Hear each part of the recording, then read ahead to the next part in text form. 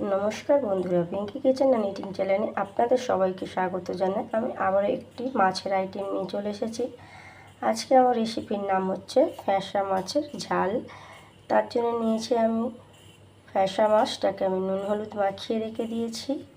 নিয়েছি টমেটো, কাঁচা লঙ্কা, আদা রসুনের পেস্ট, নিয়েছি ধনেপাতা আর কাঁচা পেঁয়াজ, নিয়েছি 2 চামচের মতো টক দই, 1.5 চামচের মতো আদা রসুন, একটা বড় সাইজের টমেটো, একটা মাঝারি সাইজের পেঁয়াজ।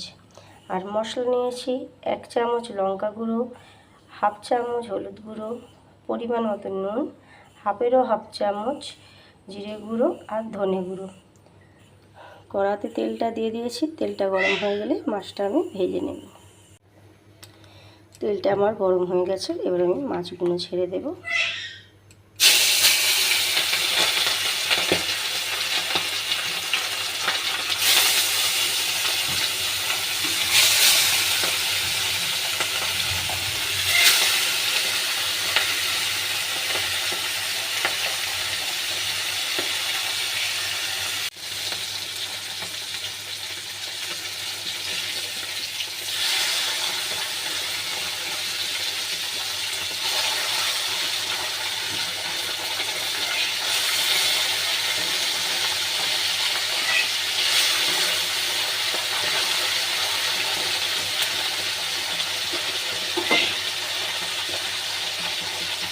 একদম লাল লাল করে ভেজে নেব।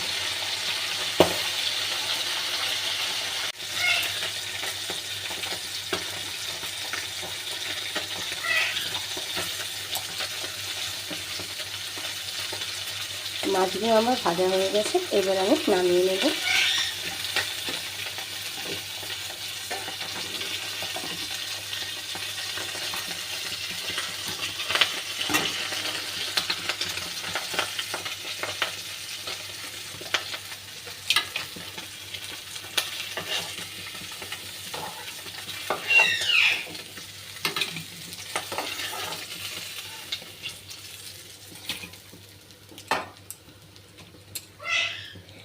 আমি মাছের তেলেই মাছের ঝালটা বানাবো।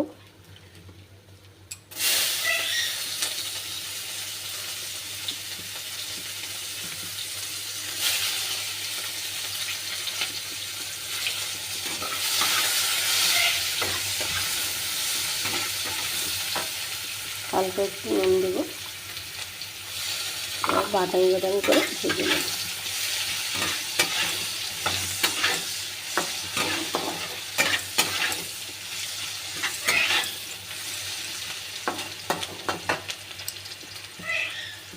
পেঁয়াজটা আবার বাদামি করে ভাজা হয়ে গেছে, এবার আমি টমেটোটা দিয়ে দেবো।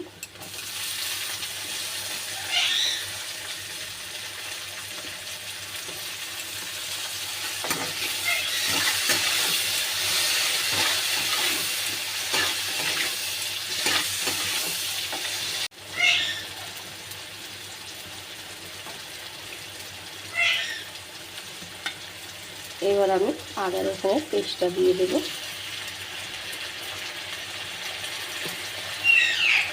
একটু হালকা নেড়ে চেড়ে নেব।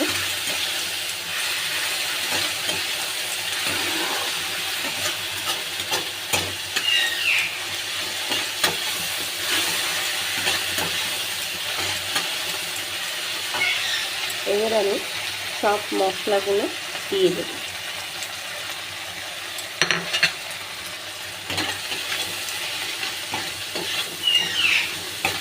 আমি কিন্তু এখন জল ব্যবহার করব না। একটু কষে নেওয়ার পরে আমি দইটা দিয়ে দেব। দইটা দিলে কি হয়, একটা মাছের ঝালে সুন্দর টেস্ট হয়, আর একটু হালকা টক টক লাগে, খুবই ভালো লাগে, তাই আমি ব্যবহার করেছি। আপনারা না চাইলে দেবেন না, কিন্তু আমার খুবই ভালো লাগে তাই আমি দিয়েছি। যতক্ষণ না তেলটা বেরোয় আমি ততক্ষণ একটু কষবো।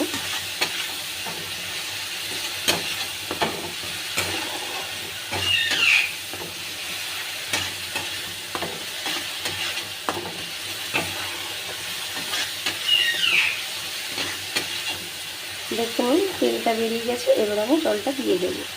খুব বেশি কিন্তু জল দেবো না, পরিমাণ মতন জল দেবো। যেহেতু ঝাল বানাবো আমি, তাই খুব বেশি জল দেব না।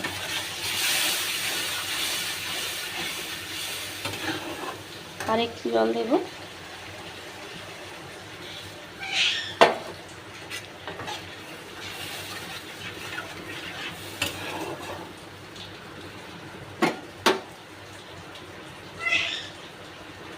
কাঁচা লঙ্কাটা আগে দিতে ভুলে গেছিলাম, তাই কাঁচা লঙ্কাটা দিয়ে দিলাম। কাঁচা লঙ্কাটা আমরা সব রান্নায় ব্যবহার করি, আর আমরা খুব একটা ঝাল খাই না বলে আমি কাঁচা লঙ্কাটাকে কিন্তু চিড়ে দিইনি।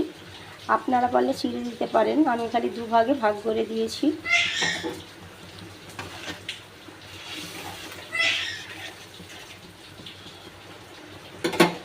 ঝোলটা ফুটে গেলে আমি মাছগুলো দিয়ে দেব। একটু আমি ফুটতে দেব। ফুটে গেছে ভালো করে, এবার আমি মাছটা দিয়ে দিলাম, দিয়ে হালকা একটু নেড়ে নেব।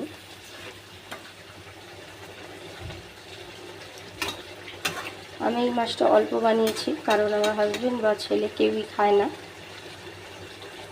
খুবই কাঁটা থাকে, তাই ওদের জন্য আমি কাটা পোনা মাছ রান্না করেছি, ঝিঙে দিয়ে ঝোল করেছি।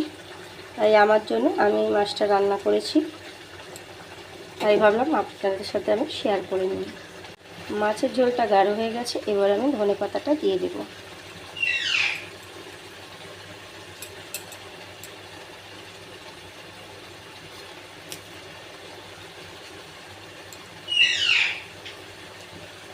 হালকা আমি একটু নেড়ে দেবো, আর একটু হতে দেব। আর একটু রসটা মরে গেলে আমি নামিয়ে নেব।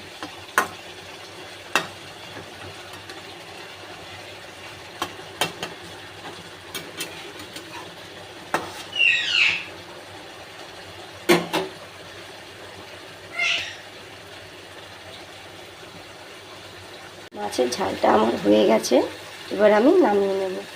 দেখে নিন আমি নামিয়ে নিয়েছি। যদি আমার এই রেসিপিটা আপনাদের ভালো লেগে থাকে, তাহলে আপনাদের কাছে আশা করব একটু লাইক, কমেন্ট আর শেয়ারে অবশ্যই সাবস্ক্রাইব করতে ভুলবেন না। নমস্কার।